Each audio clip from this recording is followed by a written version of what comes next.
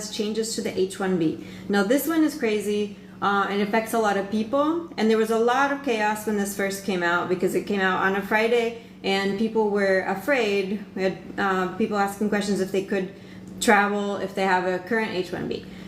But the H1B changes that are effective and coming soon, right now, right? The presidential proclamation requires that now new applicants for the H1B visa that are filing after September 21st, 2025, so for the next H1B, that these people will have to pay a $100,000 payment. Now this is supposed to be your employer who should pay this, right? Your employer needs to pay a $100,000 payment for any new H1B petition, okay? Any new application. So it was a lot of chaos, like I said, over the weekend, but it does not apply to people who currently have the H1B. So current H1B holders can still travel, okay?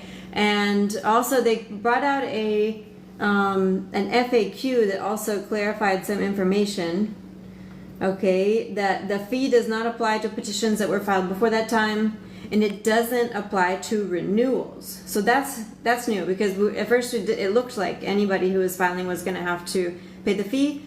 There is also a way that you can get that fee waived in the national interest, although we don't know the process for the waiver. Okay, so what's coming is the proclamation is kicking off some rulemaking, right, that hasn't happened yet. So the Department of Labor is set to raise prevailing wage levels, right? We heard this was coming, but it seems that it's going to be happening before the next H1B season in March. Okay, DHS is also supposed to be prioritizing high-paid and high-skill H1Bs over just a straight lottery. Okay, so this is going to be a shift towards wage-based selection. This has been in the rhetoric for a while, but we haven't seen it happen yet in the real rules. So this is something that is expected in coming months. Is that they're going to put it in the rules soon. That the idea is that they're going to prefer people who have higher paid wages. And so what that means in effect is that the new graduates are going to be less likely to be able to get an H1B. So recent graduates who are engineers, or somebody who only has a bachelor's degree, they're not starting out with the highest wages. Those people aren't going to be preferred for the H1B anymore. And that was a highly used visa for engineers, scientists, nurses, things like that, where they could start right out of the game with a bachelor's degree. Okay, but if you do have your beneficiary abroad, right, then plan to have the $100,000 payment, or watch for if you can qualify for a national interest exemption. So we're hoping that maybe in some fields you could try to get that exemption, okay? And if the worker's in the US, right, then there's a possibility you could try to do a change of status or file inside the United States, although you do have to realize that it's not so simple. If you do file inside the United States, your applicants cannot travel.